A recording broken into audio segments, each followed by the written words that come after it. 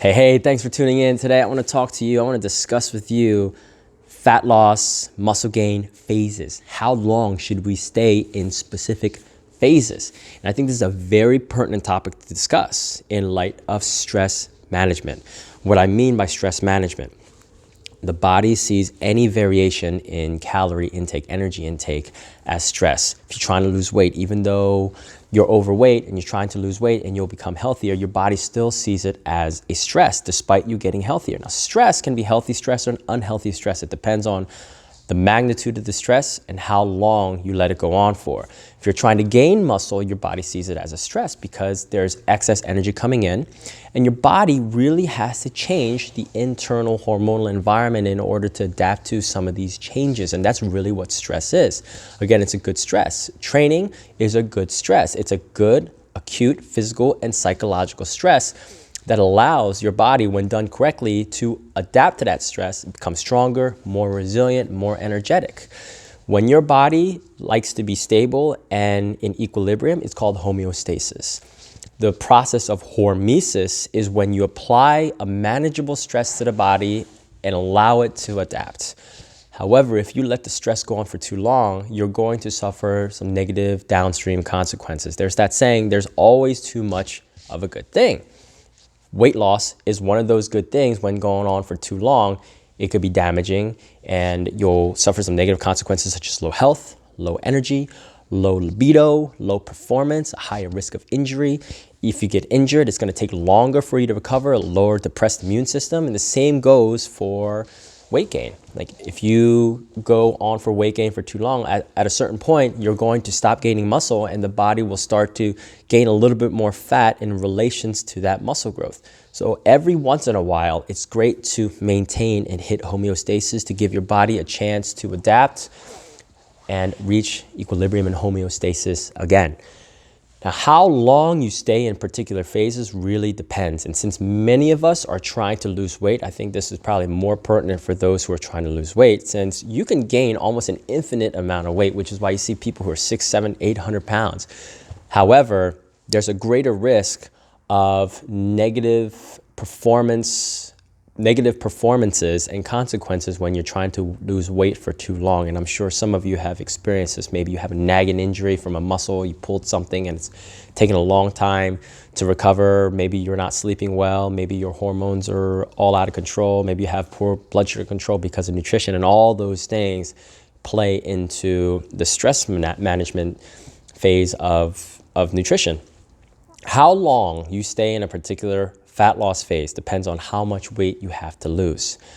I usually recommend people lose about 2 to 4 pounds per month for no more than 6 months at a time. No more than 6 months. I actually prefer my clients to try to lose weight for 4 months at a time, but 6 months I would say is probably the maximum. So what that translates into is if you're going to lose fat, if you're going to exclusively lose fat and lose weight for 6 months, that means 12 to 24 pounds. If you're 30 pounds overweight, it might take you 2 specific phases in order to lose your 30 pounds. How long should you stay out of a fat loss phase? How long should you be in a maintenance phase? And my general recommendation is maintain your new body weight. Let's say you're 180 pounds, you got down to 150. Try to maintain 150 pounds for 1 to 2 months. That should be enough time to normalize your hormones. And please keep in mind, even when you stop losing weight, even when you get to that point where you decide to maintain homeostasis, you might still feel good. You might still feel like, oh man, I got to keep this going. I got to keep it going. One thing you have to keep in mind is despite feeling good, something is going on inside that you may not be aware of. There's this thing called adaptive thermogenesis, which is essentially the body's process of modifying how many calories it burns at rest in relation to how many calories are coming in or going out. And it is determined by the length and the magnitude of your calorie deficit. In other words, if you cut calories from 3,000 to 1,500, your body's going to drop the amount of calories that it burns because it's going to sense that there's less food coming in and it doesn't want to shrivel up and die. In terms of length, same thing. Your body is going to sense this calorie deficit over time and tell itself that there's a shortage of food, a prolonged shortage of food. And that's adaptive thermogenesis. It's a process that's been in the making for millions and millions of years. Our body's so much smarter than what we make it out to be. You may not notice things are happening, but it's happening. And the best way to find out whether or not you're subject to adaptive thermogenesis or if it's happening is you take an in-body scan. And the in-body scan is pretty accurate at telling you how many calories you burn. It's called your basal metabolic rate. You can measure that over time to see how many calories you burn. There's also a thing called the indirect calorimeter, which you put a mask on and that mask measures your oxygen to carbon dioxide ratio. And that'll tell you with almost 99% accuracy how many calories you burn while sitting there. I mean, you'll have to sit there for 10 minutes and you have to find out who can actually do the indirect calorimeter test for you. But it's very accurate and it'll tell you how many calories you burn. And that can give you a lot of insight on how many calories you should eat and how long your phase should be. But suffice it to say, 2 to 4 pounds a month for up to 6 months. Maintain for 1 to 2 months. What if you want to gain muscle? Gaining muscle, I think, is generally the same criteria.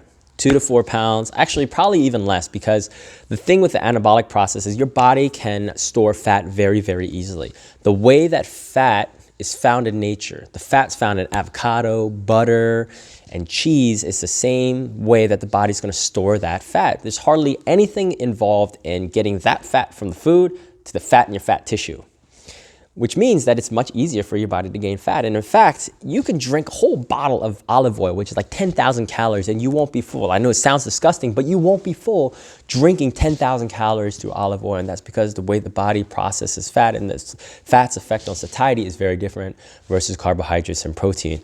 So my recommendation for weight gain is maybe 1 to 2 pounds per month of weight gain for 6 months. What that means is 6 to 12 pounds.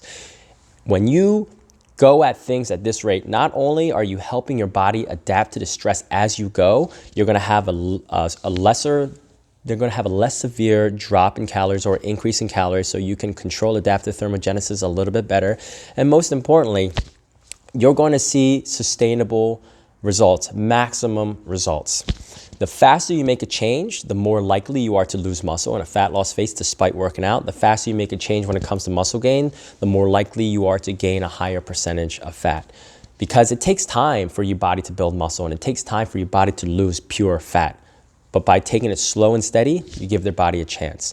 And then I think it helps in terms of long-term development, long-term performance. All right, so that is my little spiel on how long should we be in specific phases. I hope this was helpful for you. I know that there are a lot of different things that we could have covered in this topic.